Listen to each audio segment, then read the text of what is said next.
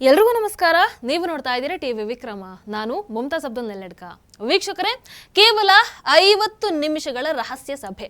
ಉತ್ತರ ಪ್ರದೇಶದಲ್ಲಿ ಅಮಿತ್ ಶಾ ಜಿ ಅವರು ಹಾಗಾದ್ರೆ ಏನು ಮಾಡ್ತಾ ಇದ್ದಾರೆ? 2027ರ ಚುನಾವಣೆಗೂ ಮೊದಲು ಯೋಗಿ ನಾಡಲ್ಲಿ ಒಂದು ಹೊಸ ಗೇಮ್ ಪ್ಲಾನ್ ಶುರು ಆಗಿದೆಯಾ? ಯುಪಿ ಪಾಲಿಟಿಕ್ಸ್ ಅಲ್ಲಿ ಏನ್ ಆಗ್ತಾ ಇದೆ? ಇವೆಲ್ಲವನ್ನ ಇವತ್ತಿನ ಸ್ಪಾಟ್ಲೈಟ್ ಕಾರ್ಯಕ್ರಮದಲ್ಲಿ ನಾವು ನೋಡ್ತಾ ಹೋಗೋಣ. ಅದಕ್ಕೂ ಮೊದಲು ನೀವು ಟಿವಿ ವಿಕ್ರಮವನ್ನ ಸಬ್ಸ್ಕ್ರೈಬ್ ಮಾಡದೆ ಈ ಕಾರ್ಯಕ್ರಮವನ್ನ ನೋಡ್ತಾ ಇದ್ರೆ ದಯವಿಟ್ಟು ಟಿವಿ ವಿಕ್ರಮವನ್ನ ಸಬ್ಸ್ಕ್ರೈಬ್ ಮಾಡಿ. ವೀಕ್ಷಕರೇ, 2027ರ ಉತ್ತರ ಪ್ರದೇಶದ ಚುನಾವಣೆಗೆ ಕೇವಲ 1 ವರ್ಷ ಬಾಕಿ ಇರಬಹುದು. ಏನೋ ರಾಜಕೀಯದಲ್ಲಿ ಒಂದು ಮಾತಿದೆ, ದೆಹಲಿ ಗದ್ದುಗೆ ಏರಬೇಕು ಅಂತಂದ್ರೆ ಮೊದಲು ಉತ್ತರ ಪ್ರದೇಶವನ್ನ ಗೆಲ್ಲಬೇಕು ಅಂತ. ಅಂದ್ರೆ ದೆಹಲಿಗೆ ದಾರಿ ಲಕ್ನೋ ಮೂಲಕನೇ ಸಾಗತ್ತೆ. ನೋಡಿ, 2019 ಅದೇ ರೀತಿ 2024ರ ಚುನಾವಣೆಗಳ ನಡುವಿನ ಒಂದು ವ್ಯತ್ಯಾಸ, ಇದಕ್ಕೊಂದು ಬೆಸ್ಟ್ ಉದಾಹರಣೆ ಅಂತಂದ್ರೂ ಖಂಡಿತವಾಗ್ಲೂ ತಪ್ಪಿಲ್ಲ. 2019ರ ಲೋಕಸಭಾ ಚುನಾವಣೆಯಲ್ಲಿ ಬಿಜೆಪಿಗೆ 303 ಸ್ಥಾನಗಳು ಬಂದಿದ್ವು. ಆದ್ರೆ 2024ರಲ್ಲಿ ಏನಾಯ್ತು? 30 ಸ್ಥಾನಗಳು ಬಿಜೆಪಿಗೆ ಕಡಿಮೆ ಬರುತ್ತೆ. ಆ 30 ಸ್ಥಾನಗಳ ಕೊರತೆ ಆಗೋದಕ್ಕೆ ಕಾರಣ ಯಾವುದು?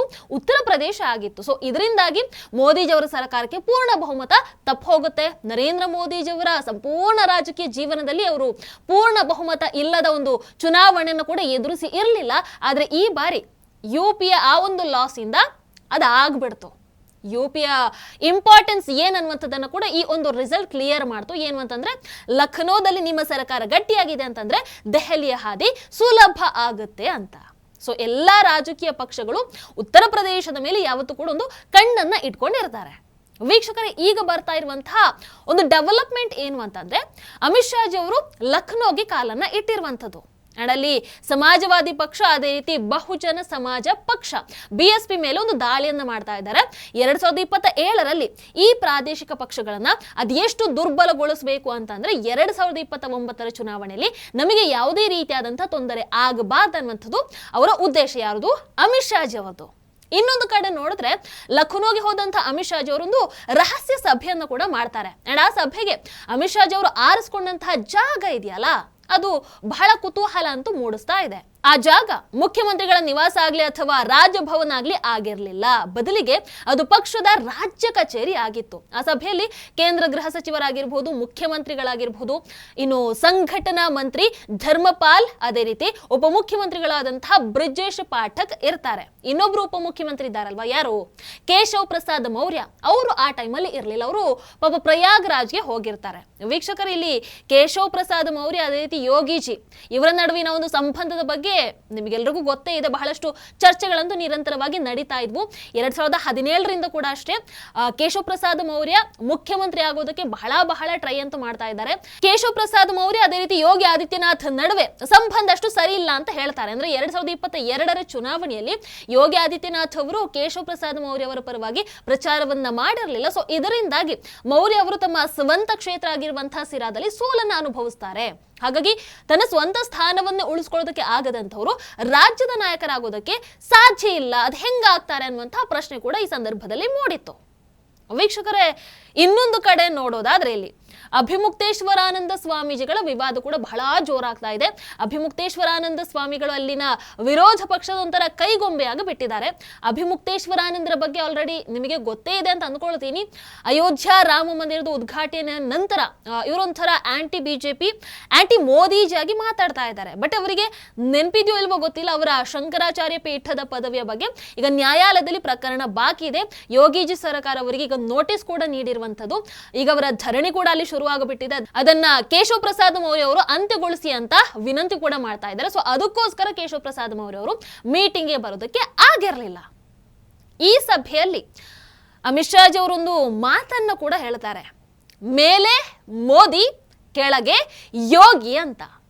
ಇದು ಈಗ ಒಂದು ಆಶ್ಚರ್ಯವನ್ನ ಮೂಡಿಸ್ತಾ ಇದೆ. ಯಾಕೆ ಅಂತಂದ್ರೆ, ಕಳೆದ 9 ವರ್ಷಗಳಲ್ಲಿ ಯೋಗಿಜಿ ಮುಖ್ಯಮಂತ್ರಿ ಆದ ನಂತರ ಇಂತಹ ಮಾತನ್ನ ಅಮಿತ್ ಶಾ ಜಿ ಅವರು ಯಾವತ್ತೂ ಹೇಳಿರಲಿಲ್ಲ. ಫಾರ್ ದಿ ಫಸ್ಟ್ ಟೈಮ್ ಈ ರೀತಿಯಾದಂತಹ ಮಾತನ್ನ ಹೇಳ್ತಾ ಇದ್ದಾರೆ. ಸೊ ಇದನ್ನ ಕೇಳಿದ ಮೇಲೆ ಒಂದಂತೂ ಖಾತ್ರಿ ಆಗುತ್ತೆ, ಕೇಂದ್ರ ನಾಯಕತ್ವ ಸಂಪೂರ್ಣವಾಗಿ 100% ಯೋಗಿಜಿ ಅವರ ಪರವಾಗಿ ಅವರ ಬೆನ್ನಿಗೆ ನಿಂತ್ಕೊಂಡಿದೆ, ಸಂಪೂರ್ಣವಾಗಿ ಅವರಿಗೆ ಬೆಂಬಲವನ್ನ ನೀಡ್ತಾ ಇದೆ ಅಂತ. ಇನ್ನೊಂದು ಕಡೆ ನೋಡಿದ್ರೆ RSS ಕೂಡ ಅಷ್ಟೇ ಯೋಗಿಜಿ ಅವರ ವಿರುದ್ಧ ಯಾರಾದ್ರೂ ನಿಂತ್ಕೊಂಡಿದ್ರೆ ಅಥವಾ ಅವರ ವಿರೋಧ ಪಕ್ಷದ ವಿರುದ್ಧದ ಬಂಡಾಯ ಅಂತಾನೆ ಹೇಳ್ಕೊಳ್ತಾ ಇದೆ. ಅಲ್ಲಿಗೆ 2027ರ ಚುನಾವಣೆಗೆ ಯೋಗಿಜಿ ಉತ್ತರ ಪ್ರದೇಶದ ಸಿಎಂ ಫೇಸ್ ಆಗ್ತಾರೆ. ಆಮೇಲೆ CM ಅಂತೂ ಅವರೇ ಆಗಿರ್ತಾರೆ ಬಿಡಿ. ಬಟ್ ಉತ್ತರ ಪ್ರದೇಶದಲ್ಲಿ ಒಂದಷ್ಟು ಜಾತಿ ಲೆಕ್ಕಾಚಾರ ಕೂಡ ವರ್ಕೌಟ್ ಆಗುತ್ತೆ. ಇತ್ತೀಚೆಗಷ್ಟೇ ಕ್ಷತ್ರಿಯ, ಬ್ರಾಹ್ಮಣ, ಲೋಧ್, ಅದೇ ರೀತಿ ಕುರ್ಮಿ ಸಮಾಜಗಳ ಒಂದು ಪ್ರತ್ಯೇಕ ಸಭೆ ಕೂಡ ನಡೆದಿದೆ. ಆ ಸಭೆಯಲ್ಲಿ ಆಯಾ ಸಮುದಾಯದ ಶಾಸಕರು ಕೂಡ ಭಾಗವಹಿಸಿದ್ರು. ಅಲ್ಲಿ ಯೋಗಿ ಆದಿತ್ಯನಾಥ್ ಅವರು ಒಬ್ಬ ಸಂತನಾಗಿ ಭಾಗವಹಿಸ್ತಾರೆ, ರಾಜಕಾರಣಿಯಾಗಿ ಅಲ್ಲ. ಇನ್ನೊಂದು ಕಡೆ ಅಖಿಲೇಶ್ ಯಾದವ್ ಕೂಡ ಅಷ್ಟೇ ಅಭಿಮುಕ್ತೇಶ್ವರಾನಂದರ ಪರವಾಗಿ ಇವತ್ತು ನಿಂತ್ಕೊಂಡಿರುವಂತದನ್ನ ನಾವು ನೋಡ್ತಾ ಇದ್ದೀವಿ. ಇಲ್ಲಿ ಮಜಾ ಏನಪ್ಪಾ ಅಂತಂದ್ರೆ, ಇದೇ ಅಖಿಲೇಶ್ ಯಾದವ್ ಒಂದಷ್ಟು ದಿನಗಳ ಹಿಂದೆ ಮಠಾಧೀಶರು ಅದೇ ರೀತಿ ಮಾಫಿಯಾಗಳ ನಡುವೆ ವ್ಯತ್ಯಾಸನೇ ಇಲ್ಲ ಅಂತ ಹೇಳ್ಕೊಂಡಿದ್ರು. ಇನ್ನವರ ಪತ್ನಿ ಡಿಂಪಲ್ ಯಾದವ್ ಕೇಸರಿ ಬಣ್ಣ, ತುಕ್ಕು ಬಣ್ಣ ಅಂತ ಒಂದು ಲೇವಡಿಯನ್ನ ಮಾಡಿದ್ರು. ಈಗ ನೋಡಿದ್ರೆ ಅಖಿಲೇಶ್ ಯಾದವ್ ಒಬ್ಬ ಕಾವಿ ತೊಟ್ಟ ಸ್ವಾಮೀಜಿಗಳ ಪರವಾಗಿ ನಿಂತ್ಕೊಂಡಿದ್ದಾರೆ. ನೋಡಿ, ರಾಜಕೀಯ ಕಾಲಕ್ಕೆ ತಕ್ಕ ಹಾಗೆ ಹೇಗೆ ಬದಲಾಗುತ್ತೆ ಅಂತ. ಇವತ್ತು ಇದಕ್ಕಿದ್ದ ಹಾಗೆ ಇವರಿಗೆಲ್ಲ ಸನಾತನ ಧರ್ಮದ ಬಗ್ಗೆ ಕಾಳಜಿ ಬಂದಿರುವಂಥದ್ದು ಆಶ್ಚರ್ಯ ಒಂದು ಕಡೆ ಅನ್ಸುತ್ತೆ. ಇನ್ನೊಂದು ಕಡೆ ಹಿಂದಿನ ಅವರ ಒಂದಷ್ಟು ಹೆಜ್ಜೆಗಳನ್ನು ನೋಡಿದ್ರೆ ಆಶ್ಚರ್ಯ ಅನ್ಸಲ್ಲ ಬಿಡಿ. ವೀಕ್ಷಕರೇ, 2015ರಲ್ಲಿ ಇದೇ ಅಖಿಲೇಶ್ ಸರ್ಕಾರ ಅಭಿಮುಕ್ತೇಶ್ವರಾನಂದರ ಮೇಲೆ ಲಾಠಿ ಪ್ರಹಾರವನ್ನು ನಡೆಸಿತ್ತು. ಪಾಪ ಅವರಿಗೆ ಅದು ನೆನಪಿಲ್ವೋ ಏನೋ. ಅಖಿಲೇಶ್ ಯಾದವ್ ಅವರ ಅತಿ ದೊಡ್ಡ ಬಲ ಅಂತ ಹೇಳಿದ್ರೆ ಇಲ್ಲಿ ಮುಸ್ಲಿಂ ಸಮುದಾಯದ ಸಂಪೂರ್ಣ ಬೆಂಬಲ. 1946ರಲ್ಲಿ ಮೊಹಮ್ಮದ್ ಅಲಿ ಜಿನ್ನಾ ಅವರಿಗೆ ಸಿಕ್ಕಿದಕ್ಕಿಂತ ಹೆಚ್ಚು ಮುಸ್ಲಿಂ ಮತಗಳು ಸಮಾಜವಾದಿ ಪಕ್ಷಕ್ಕೆ ಈಗ ಸಿಗ್ತಾ ಇದೆ. ವೀಕ್ಷಕರಲ್ಲಿ 2019ರ ಮೈತ್ರಿಯಲ್ಲಿ ಮಾಯಾವತಿ ಅವರ ಸ್ಥಾನಗಳು ಹೆಚ್ಚಾಗಿರಬಹುದು, ಆದ್ರೆ ದಲಿತ ಮತಗಳು ಯಾವತ್ತೂ ಕೂಡ ಅಖಿಲೇಶ್ ಯಾದವ್ಗೆ ಬೀಳೋದಿಲ್ಲ. ಇಲ್ಲಿ ಮಾಯಾವತಿ ಅದೇ ರೀತಿ ಓವೈಸಿ ಅವರ ಪಾತ್ರ ಕೂಡ ಅಫ್ಕೋರ್ಸ್ ಇದ್ದೇ ಇರುತ್ತೆ. ಮಾಯಾವತಿ ಶಂಕರಾಚಾರ್ಯ ವಿವಾದದ ಬಗ್ಗೆ ತುಂಬಾ ಮೆಚೂರ್ಡ್ ಆಗಿ ಹೇಳ್ತಾರೆ. ರಾಜಕೀಯ ಅದೇ ರೀತಿ ಧರ್ಮ ಬೆರೆಸಬಾರದು, ಆಮೇಲೆ ವಿವಾದ ಬೇಗನೆ ಕೊನೆಗೊಳ್ಳಬೇಕು ಅಂತ ಅವರು ಹೇಳ್ತಾ ಇರ್ತಾರೆ. ಮಾಯಾವತಿ ಅವರು ಮುಂದಿನ ಒಂದು ವರ್ಷದಲ್ಲಿ ಹೊರಗೆ ಬಂದು ಪ್ರಚಾರವನ್ನ ನಡೆಸಿದ್ರೆ UP ರಾಜಕೀಯ ಚಿತ್ರಣ ಬದಲಾಗಬಹುದು ಅಂತ ಅನ್ಸುತ್ತೆ. ಇಲ್ಲದೇ ಇದ್ರೆ ದಲಿತ ಮತಗಳಿಗೋಸ್ಕರ ಕಾಂಗ್ರೆಸ್ ಆಗಿರಬಹುದು, BJP ಆಗಿರಬಹುದು, SP ನಡುವೆ ಒಂದು ಪೈಪೋಟಿ ಕೂಡ ನಡೀಬಹುದು. ಇನ್ನು ಈ ಕಡೆ ನೋಡಿದ್ರೆ ಅಸಾದುದ್ದೀನ್ ಓವೈಸಿ ಅವರ ಪ್ರವೇಶ ಮುಸ್ಲಿಂ ಮತಗಳ ವಿಭಜನೆಗೆ ಕೂಡ ಇಲ್ಲಿ ಕಾರಣ ಆಗಬಹುದು. ಆಲ್ರೆಡಿ ಓವೈಸಿ ಯಾವ ಸ್ಪೀಡ್ ಅಲ್ಲಿ ಬರ್ತಾ ಇದೆ ಅನ್ನುವಂಥದ್ದನ್ನ ನೀವೆಲ್ಲರೂ ಕೂಡ ಗಮನಿಸ್ತಾ ಇದ್ದೀರಾ. ಹಾಗಾಗಿ ಓವೈಸಿ ಕೂಡ ಒಂದು ಮಹತ್ತರವಾದಂತಹ ಪಾತ್ರವನ್ನು ನಿರ್ವಹಿಸಬಹುದು ಈ ವಿಚಾರದಲ್ಲಿ, ಅದರಲ್ಲಿ ಯಾವುದೇ ಡೌಟ್ ಇಲ್ಲ ಅಂತ ನಾನು ಅನ್ಕೊಳ್ತೀನಿ. ವೀಕ್ಷಕರು, ಇವೆಲ್ಲದಕ್ಕಿಂತ ಇನ್ನೊಂದು ಇಂಪಾರ್ಟೆಂಟ್ ವಿಚಾರ ಏನು ಅಂತಂದ್ರೆ, ಯೋಗಿ ಆದಿತ್ಯನಾಥ್ ಅವರ ಇಮೇಜ್ ದೇಶದ ಎಲ್ಲಾ ಮುಖ್ಯಮಂತ್ರಿಗಳಿಗಿಂತ ಬಹಳ ದೊಡ್ಡದಾಗಿ ಇವತ್ತು ಬೆಳೆದಿದೆ. ಯೋಗಿಜಿಯವರ ಈ ಬುಲ್ಡೋಸರ್ ಜಸ್ಟಿಸ್ ಮಾದರಿಯನ್ನ ಇವತ್ತು ಬೇರೆ ಎಲ್ಲ ರಾಜ್ಯಗಳು ಕೂಡ ಅನುಸರಿಸ್ತಾ ಇವೆ. ಹಿಂದೆ ಒಂಥರ ಹಿಂದುಳಿದ ರಾಜ್ಯ ಅಂತ ಅನಿಸ್ಕೊಂಡಿದ್ದಂತಹ, ಗೂಂಡಾ ರಾಜ್ಯ ಅಂತ ಅನಿಸ್ಕೊಂಡಿದ್ದಂತಹ ಉತ್ತರ ಪ್ರದೇಶ ಇವತ್ತು ದೇಶದ 2ನೇ ಅತಿ ದೊಡ್ಡ ಆರ್ಥಿಕತೆಯಾಗಿ ಬೆಳೆದು ನಿಂತಿದೆ. ಅಲ್ಲಿ ವಿದ್ಯುತ್ ಆಗಿರಬಹುದು, ನೀರಾಗಿರಬಹುದು, ಮೂಲ ಸೌಕರ್ಯ ಆಗಿರಬಹುದು, ಪ್ರತಿಯೊಂದು ವಿಚಾರದಲ್ಲೂ ಕೂಡ ಉತ್ತರ ಪ್ರದೇಶ ಇವತ್ತು ಒಂದು ಅದ್ಭುತವಾದಂತಹ ಸಾಧನೆಯನ್ನಂತೂ ಮಾಡ್ತಾ ಇದೆ. ಅಂಡ್ ಇದಕ್ಕೆಲ್ಲ ಕಾರಣ of course one and only Yogi Adityanath G ಅವರು. ಇದನ್ನ ಅಲ್ಲಿನ ಜನ ಖಂಡಿತವಾಗ್ಲೂ ಕೂಡ ಮರೆಯೋದಿಲ್ಲ. ಈ ಒಂದು ಕಾರಣಕ್ಕೆ ಖಂಡಿತವಾಗ್ಲೂ ಉತ್ತರ ಪ್ರದೇಶದ ಜನ ಯೋಗಿ ಆದಿತ್ಯನಾಥ್ ಜಿ ಅವರನ್ನ ಮೆರೆಸ್ತಾರೆ ಅನ್ನುವಂಥದ್ದು ನನ್ನ ಅಭಿಪ್ರಾಯ. ನಿಮಗೇನನ್ಸುತ್ತೆ?